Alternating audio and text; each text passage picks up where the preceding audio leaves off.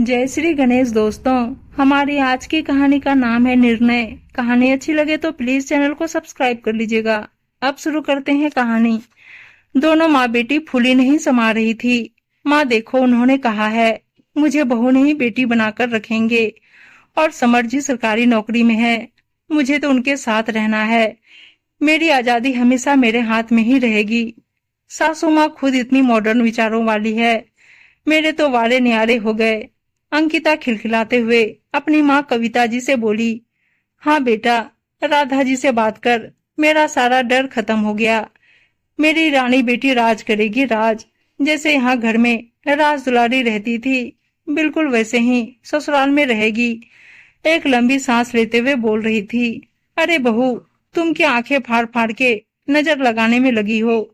फटाफट दाल पीसो, करारे करारे मंगोरी निकालनी है। और हाँ, लहसुन धनिया पुदीना की चटनी अलग बनाना और टमाटर की चटनी अलग। यह नहीं कि अपने आलस में सब कुछ मिक्स कर दो। मेहमानों को अपने खान पान स्वागत से निहाल कर देना है।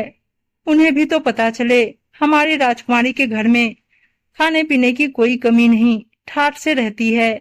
और अगर तुम दोनों में से किसी ने भी गड़बड़ की तो तुम्हारी खैर नहीं। कविता जी गुस्से से लाल होते हुए बोली, हाँ मम्मी, भाभी से अच्छे से कह देना, कुछ भी गड़बड़ नहीं होनी चाहिए।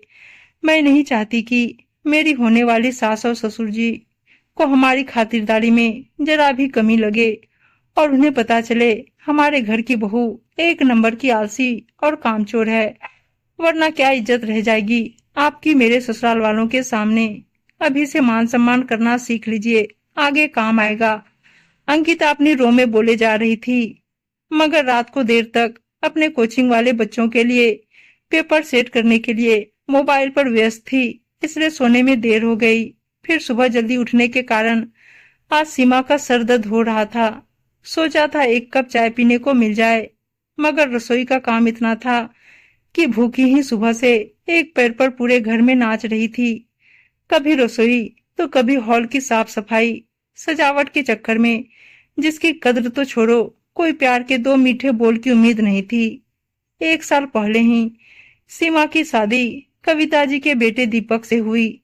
तब उन्होंने भी बड़ी मीठी मीठी बातें कर उसकी माँ से कहा था, बहन जी, मेरी भी एक बेटी है। मैं आपकी बेटी को उसी तरह बराबर मान दूंगी जैसे अंकिता को देती हूँ। उसकी हर इच्छा पूरी करूंगी। सीमा नौकरी करती थी, उसे आगे भी नौकरी करने की चाहत थी, तो कविता जी ने उसे नौकरी करने की इजाजत दी।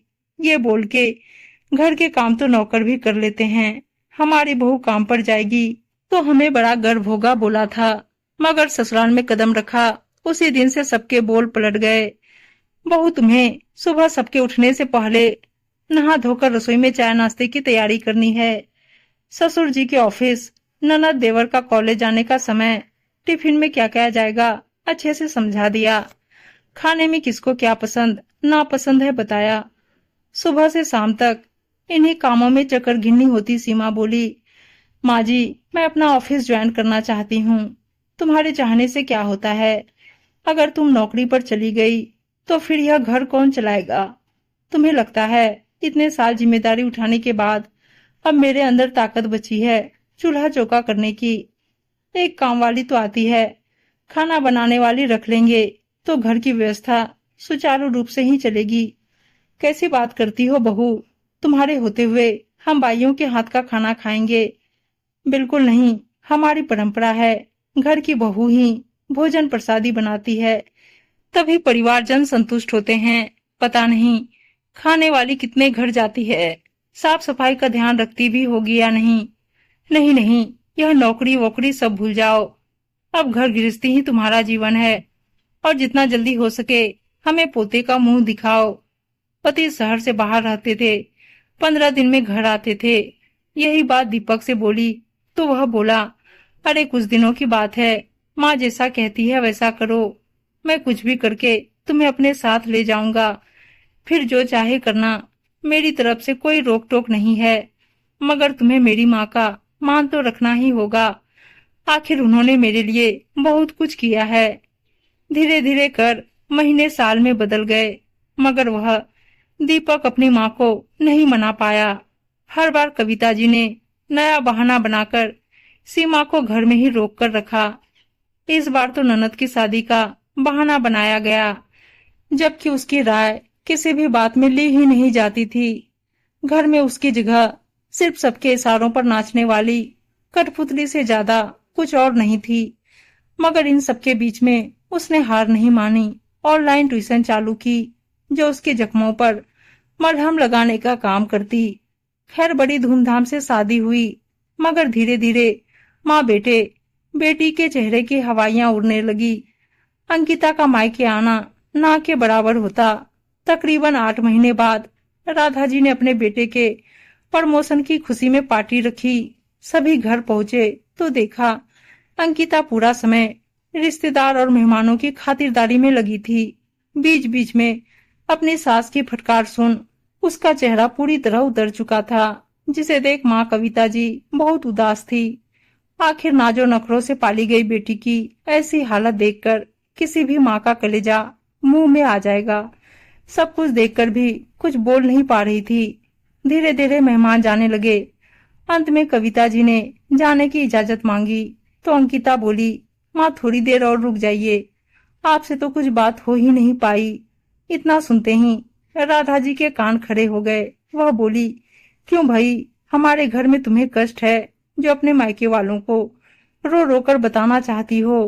राधा जी का दोगला व्यवहार सबके सामने आ चुका था।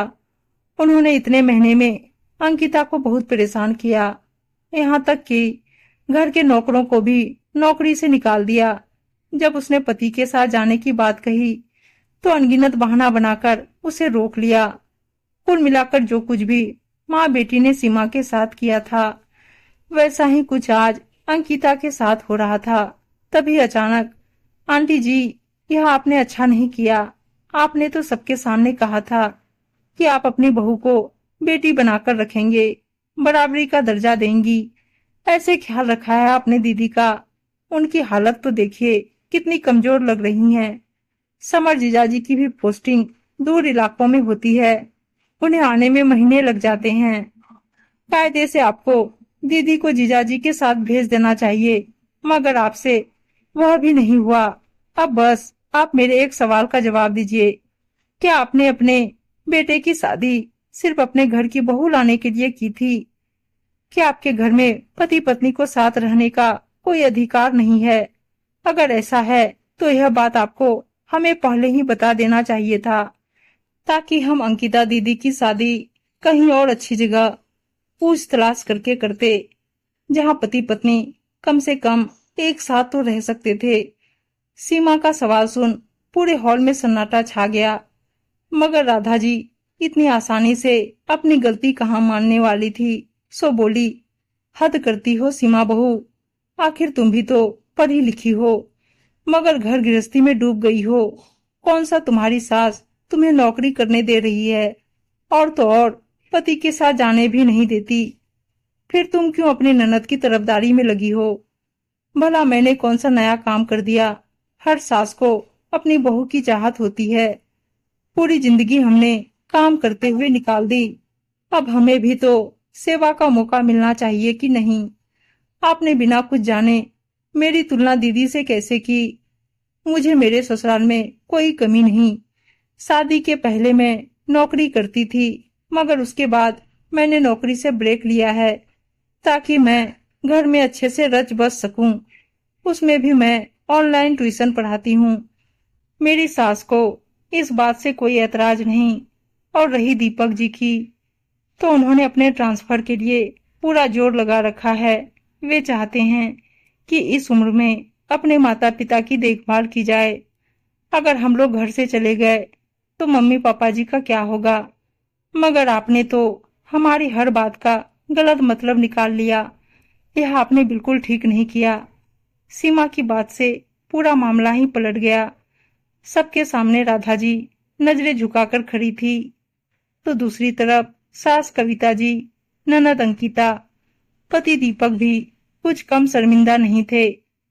माना बहू ने उनकी तरफदारी की थी, मगर ईश्वर गवाह था कि उन्होंने ऐसी सोच अपने बहू बेटा के लिए कभी रखी ही नहीं थी। मगर आज एक बहू ने पूरे समाज के सामने अपने ससुराल की इज्जत को 4 गुना बढ़ा दिया था। लता जी ने अगले दिन ही अपने बेटे के साथ बहू को भी उसके कार्यस्थल पर विदा कर दिया। उधर समधन को भी अपनी गलती का एहसास था। उन्होंने सीमा को दीपक के साथ रहने भेज दिया और नौकरी पर लगी पाबंदी को हटा दिया। सीमा को घर के फैसलों में दीपक के बराबर भागीदारी मिलने लगी। साथ में ननद भाभी के रिश्तों में काफी मधुरता आ चुकी थी। सही मायने में अब दोनों घरों में बेटा और बहू सभी को बराबरी का दर्जा मिल गया था। उम्मीद है दोस्तों कहानी अच्छी लगी होगी और अच्छी अच्छी कहानियां सुनने के लिए चैनल को सब्सक्राइब और वीडियो को लाइक शेयर जरूर कर दीजिएगा। धन्यवाद दोस्तों।